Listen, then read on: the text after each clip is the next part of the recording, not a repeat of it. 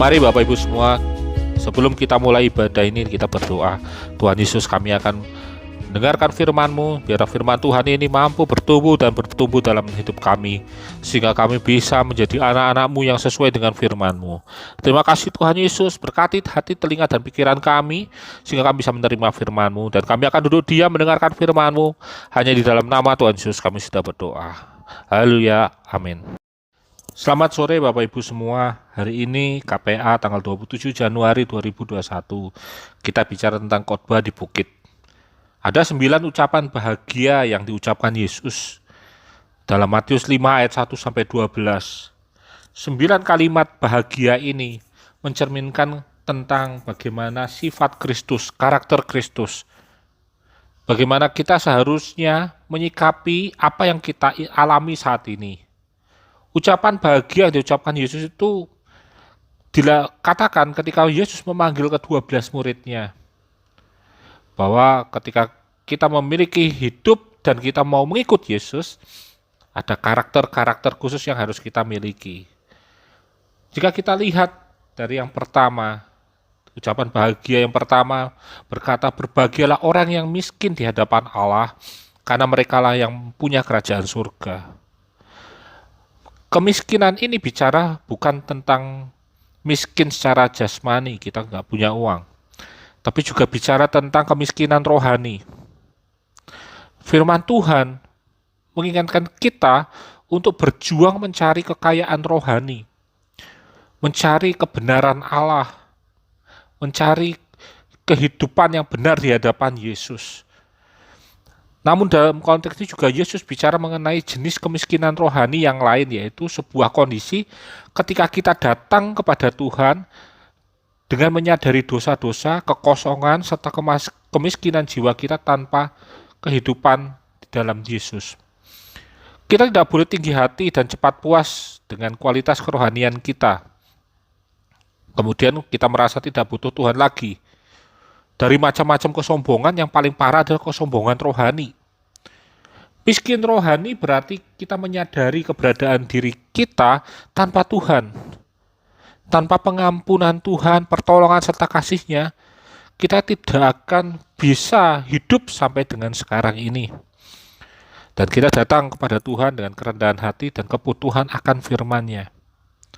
Contohnya adalah perumpamaan orang Farisi dan pemungut cukai yang berdoa dalam bait Allah. Dalam Lukas 18 ayat 10-14. Ada yang datang dengan kesombongan hati, merasa sudah melakukan seluruh firman Tuhan. Ada yang berdoa dan merendahkan hatinya, dan dengan hancur hatinya karena dia merasa tidak ada apa-apanya dibandingkan dengan apa yang dia lakukan saat itu. Dan Tuhan menghargai di mana kita merendahkan hati. Ucapan berbahagia yang kedua berkata, berbahagialah orang yang berduka cita, karena mereka akan dihibur. Ini bukan berarti bahwa Tuhan suka dengan orang yang bersedih dan tidak suka kepada mereka yang selalu gembira. Duka cita yang Tuhan katakan ini berkaitan dengan rasa sakit dan kesedihan karena kehilangan sesuatu yang kita kasihi. Contohnya, bencana alam yang menyebabkan ribuan orang kehilangan apa yang dia miliki, tempat tinggal, harta, atau orang-orang yang terkasih. Mungkin juga dia kehilangan kesehatan mereka. Tuhan mau menekankan, yang terpenting bukan rasa duka cita itu, melainkan fokusnya, bahwa sebagai orang-orang yang beriman, duka cita kita bukanlah duka cita tanpa pengharapan. Duka cita yang kita alami ketika kita ada dalam kehidupan kekristenan, itu adalah duka cita yang kita rasakan hanya temporary aja, hanya sesaat. Kita melihat bahwa ada pengharapan dalam Tuhan yang lebih besar daripada apa yang kita alami saat ini. Karena kita tahu bahwa kesengsaraan itu menimbulkan ketekunan, dan ketekunan menimbulkan tahan uji. Dan tahan uji menimbulkan pengharapan. Dan pengharapan tidak mengecewakan, karena kasih Allah telah dicurahkan dalam hati kita oleh Roh Kudus yang telah dikaruniakan kepada kita. Roma 5 ayat 35. Bapak Ibu semua, hal yang ketiga, berbahagialah orang yang lemah lembut, karena mereka akan memiliki bumi. Lemah lembut bukan berarti rendah diri, juga bukan berarti kita lemah dan tidak efektif dalam hidup. Orang lemah lembut adalah mereka yang tidak memaksakan kekuatannya kepada sesama. Mereka bebas dari rasa dengki, benci, dan dendam, serta memiliki penguasaan diri. Kita pun bisa menjadi seorang pemenang, walaupun tertindas, terhimpit seperti Paulus. Dalam 2 Timotius 2 ayat 25 berkata, dan dengan lemah lembut dapat menuntun orang yang suka melawan, sebab mungkin Tuhan memberikan kesempatan kepada mereka untuk bertobat dan memimpin mereka sehingga mereka mengenal kebenaran. Tuhan ingin kita tetap menjadi lemah lembut, meskipun cobaan sedang datang atau situasi mendorong kita seakan kekerasan menjadi solusi. Tegas tidak perlu meninggalkan kelemah lembutan. Kedekatan adalah ketika kita menunjukkan sikap dan karakter kita tanpa perlu mengancam dengan kalimat keras atau kalimat menyakitkan. Ucapan yang keempat berkata, berbahagialah orang yang lapar dan haus akan kebenaran, karena mereka akan dipuaskan. Seorang yang kelaparan dan kehausan akan terdorong untuk mencari pelipurnya. Demikian pula mereka yang haus dan lapar akan firman Tuhan. Karena firman Tuhan adalah kebutuhan hidup dari kita. Manusia hidup bukan hanya dari roti saja, tapi dari firman yang keluar dari Allah. Ketika kita melihat bahwa hidup kita bukan sekedar memenuhi kebutuhan jasmani, kita harus sadar bahwa kehidupan kita itu juga harus seimbang antara rohani dengan jasmani. Kita mencari Allah, kita mencari hubungan yang dekat dengan Allah, dan kita mau merindukan bahwa hubungan yang dekat dengan Allah itu akan merubah hidup kita sebagaimana Tuhan ingin kita hidup. Dan Tuhan berkata pada kita bahwa setiap kelaparan dan kehausan kita akan dipuaskan. 1 Petrus 2 ayat 2 berkata, dan jadilah sama seperti bayi yang baru lahir, yang selalu ingin air susu yang murni dan yang rohani, supaya oleh kamu bertumbuh dan beroleh keselamatan. Tuhan inginkan dalam kehidupan kita agar kita menjadi seorang bayi yang bertumbuh dan menikmati makanan sesuai dengan usianya. Baik saat ini kita menikmati susu, bubur, bahkan nanti makanan keras. Tuhan inginkan kita bertumbuh dan tetap haus dan lapar akan kebenaran, karena kita tahu bahwa kebenaran Allah akan memuaskan mereka. 5. Berbahagialah orang yang murah hatinya, karena mereka beroleh kemurahan. Murah hati tidak hanya tentang mereka yang suka berbagi dalam kehidupannya. Murah hati berarti kita juga mudah mengampuni orang yang bersalah kepada kita. Murah hati berarti kita tidak mendendam dan menyimpan kesalahan orang lain. Punya toleransi dan penuh belas kasihan. Orang yang murah hati berfokus pada kebutuhan orang lain daripada hak dan kebutuhan kita. Orang yang murah hati itu adalah orang yang menjalankan salah satu sifat Allah, yaitu murah hati.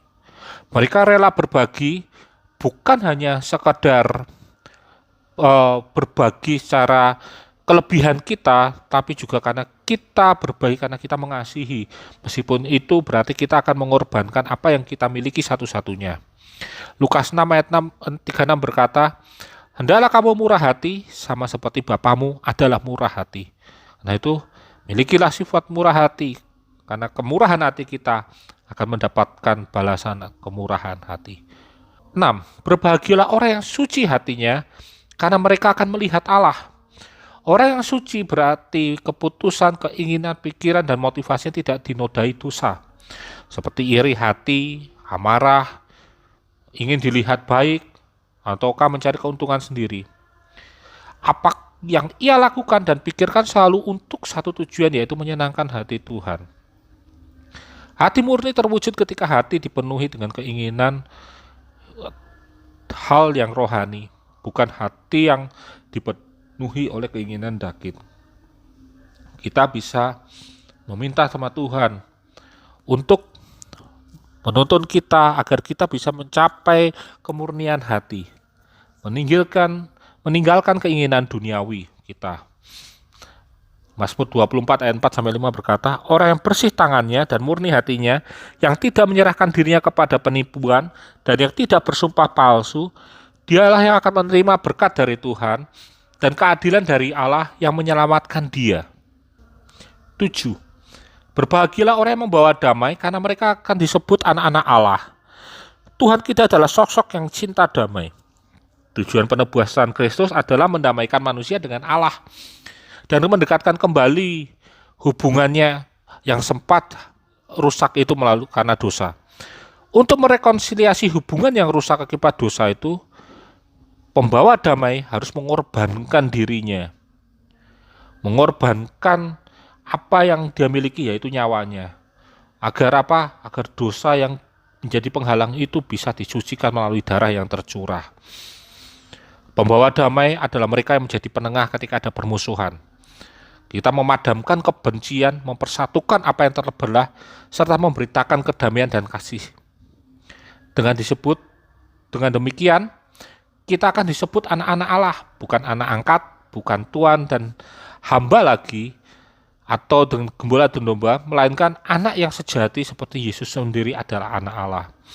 Galatia 4 ayat 7 berkata, jadi kamu bukan lagi hamba, melainkan anak. Jikalau kamu anak, maka kamu juga adalah ahli-ahli waris oleh Allah.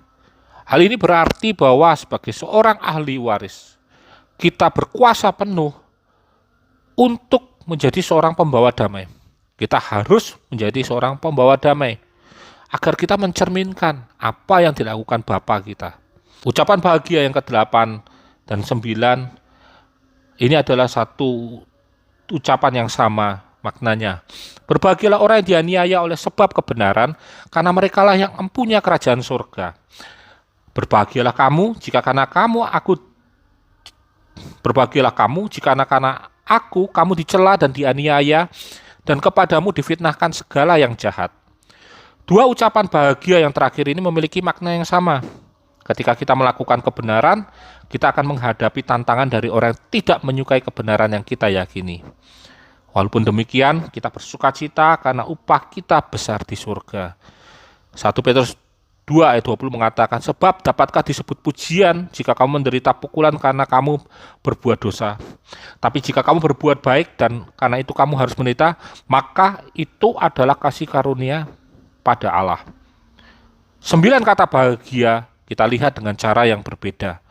Kita melihat bahwa setiap apa yang kita alami sekarang, itu tidak akan menghasilkan hal yang sia-sia, melainkan kita beroleh hak dan kewajiban sebagai anak Allah, di mana setiap karakter yang Tuhan sampaikan dalam ucapan bahagia ini harus kita miliki.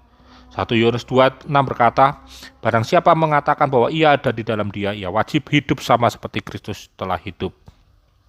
Ucapan bahagia adalah dasar kekristenan, di mana karakter Kristus harusnya menjadi karakter utama dalam kehidupan kita, sehingga orang melihat perbuatan kita yang baik dan memuliakan Bapamu yang di surga. Mari Bapak Ibu semua, kita mau bertumbuh dalam pengenalan kita yang benar tentang Allah, sehingga hidup kita menjadi yang lebih baik. Nah itu, mari saudara-saudara, kita koreksi hati kita perbarui hati kita, sehingga kita menjadi sama seperti Kristus hidup. Tuhan memberkati. Bapak Ibu semua, kita sudah mendengarkan firman Tuhan. Mari kita berdoa untuk menutup firman Tuhan.